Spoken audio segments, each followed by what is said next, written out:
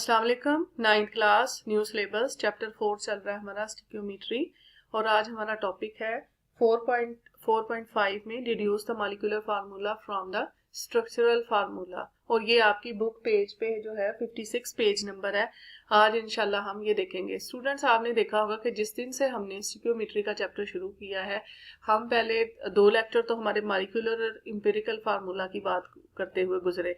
तो आज हम जो है वो स्ट्रक्चरल फार्मूला से मॉलिक्यूलर फार्मूला जो है वो उसको अक्स करेंगे, उसको निकालेंगे, उसको जो है वो ढूंढेंगे। ठीक है, let's start students in detail कि ये मॉलिक्यूलर फार्मूला जिसकी हम पहले भी बात कर चुके हैं, किसके हिसाब से हम एम्पिरिकल फार्मूला में, एम्पिरिकल फार्मूला हमारे पास जो था वो एक्चुअल जो था वो सिंपलेस्ट रेशो था, और मॉलिक्यूलर फार्मूला हमारे पास क्या है, एक्चुअल नंबर, वो जो उसमें नंबर ऑफ एटम्स उसमें प्रेजेंट है मॉलिक्यूल में, रियल पिक्चर जो है वो हमें दिखाता है। ठीक है, और it is typically represented as CxH2O। और अगर मैं आपको इसकी यहाँ एग्जांपल एक पास ही इसके लिख दूं C6H12O6, तो यही थी एक्चुअली हमारे पास, ये हमारे पास मॉलिक्यूलर फार्मूला है और हमारे पास ये है इसका एम्पिरिकल फार्मूला।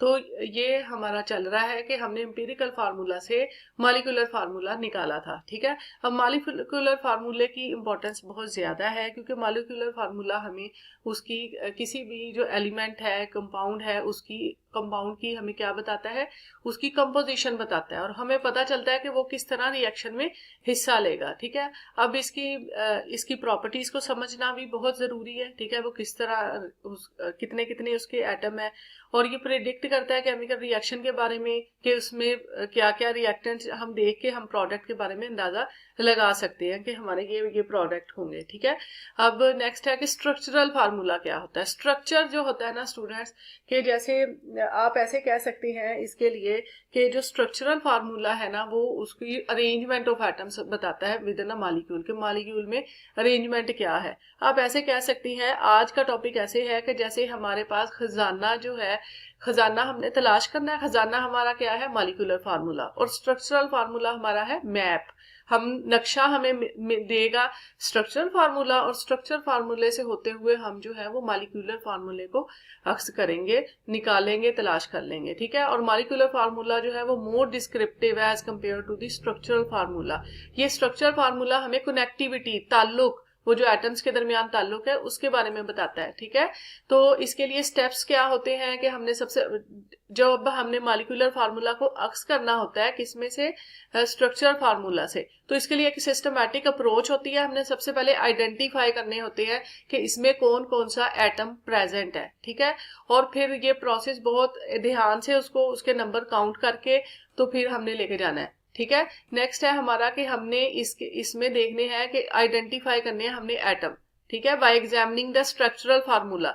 स्ट्रक्चरल फार्मूला आप अगर इसको समझे, स्ट्रक्चरल फार्मूला जैसे क्या है, मैं आपको एक सादा सी एग्जांपल से बताऊंगी कि स्ट्रक्चरल फार्मूला हमारे पास जैसे कि स्टूडेंट्स हमारे पास जैसे CH4 है, ये देखें। ठीक है, तो ये हमारे पास क्या है, मॉलिक्यूलर फार्मूला। ये इंतहाई सादा सा फार्मूला मैंने लिया। ठीक है, अब इसका स्ट्रक्चरल फार्मूला ये होगा कि इसके चारों तरफ क्या है, मीथेन, हाइड्रोजन लगे हुए हैं, ये हमारे पास क्या है, मीथेन है। ठीक है, तो अब ये हमें देखेंगे अरेंजमेंट बता रहा है, या अगर जैसे हमने आयोनिक बॉन्डिंग में हमने पढ़ा था कि हमारे पास ये इधर 2 इसके ये लगे हुए हैं, इधर ये 2 बॉन्ड, डबल बॉन्ड से ये ऑक्सीजन लगी हुई है। ठीक है, तो ये हमें जो था कौन बताता था, ये हमें बताता है स्ट्रक्चरल फार्मूला। तो इस स्ट्रक्चरल फार्मूले को देखते हुए हमने इससे मॉलिक्यूलर फार्मूला जो है वो डिड्यूस करना है। ठीक है स्टूडेंट्स, तो सबसे पहले हम एटम्स को आइडेंटिफाई करेंगे, फिर उनको अरेंज करेंगे। ठीक है, उनके सिंबल्स देखेंगे, जैसे कार्बन डाइऑक्साइड में देखा, जैसे मीथेन में देखा,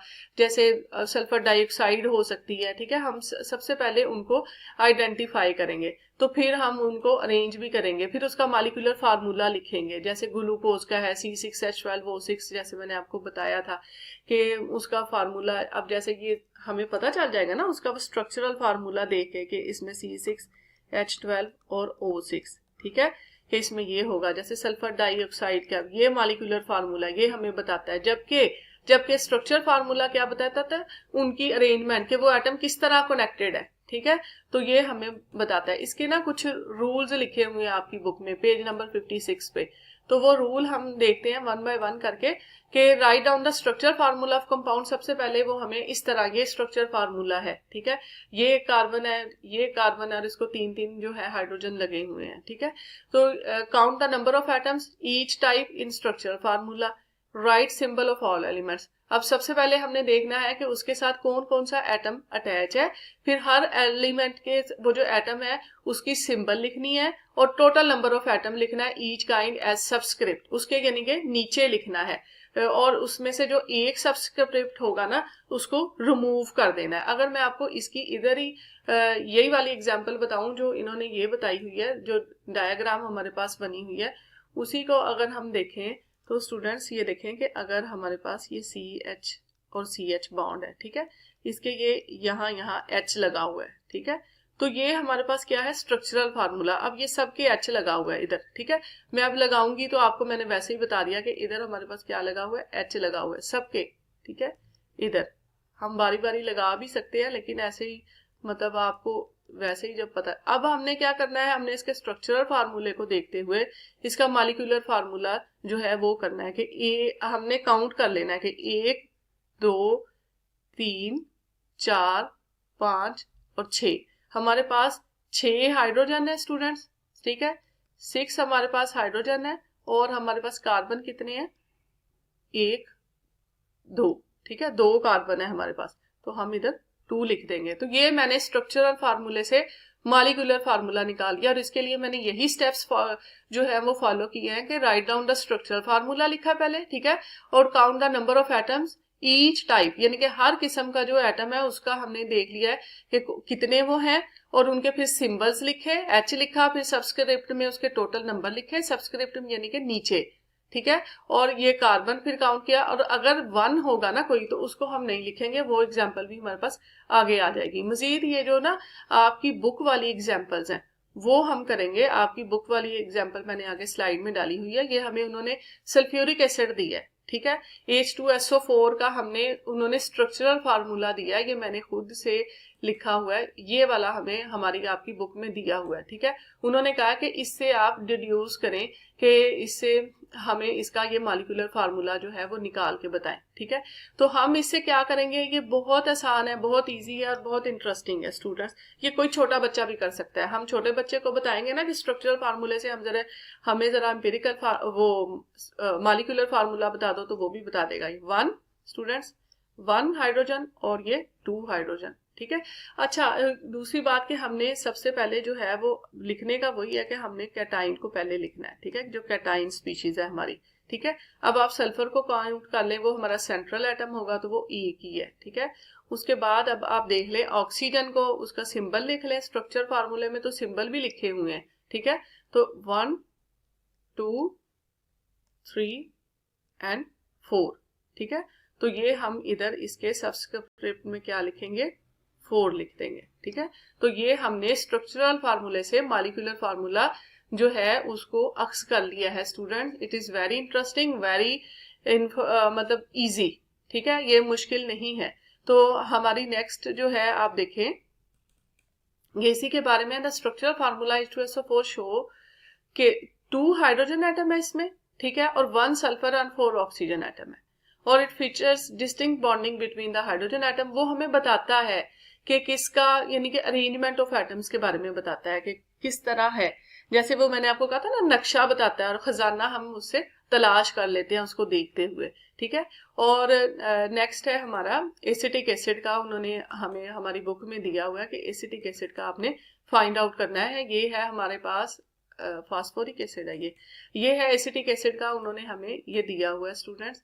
इस स्ट्रक्चरल फार्मूले को देखते हुए, ये वाला स्ट्रक्चरल फार्मूला है, इसको देखते हुए हमने उस एसिटिक एसिड का मॉलिक्यूलर फार्मूला, ये मैंने स्लाइड में पहले ही लिखा है लेकिन मैं आपको काउंट करना जरूर बताऊंगी, ठीक है। और वैसे भी ये इसका वैसे फार्मूला लिखा है, ये इसका मॉलिक्यूलर फार्मूला नहीं है। मॉलिक्यूलर फार्मूला तो इसका वो होगा ना जो एक्चुअल नंबर हम सबस्क्रिप्ट में लिखेंगे, ठीक है।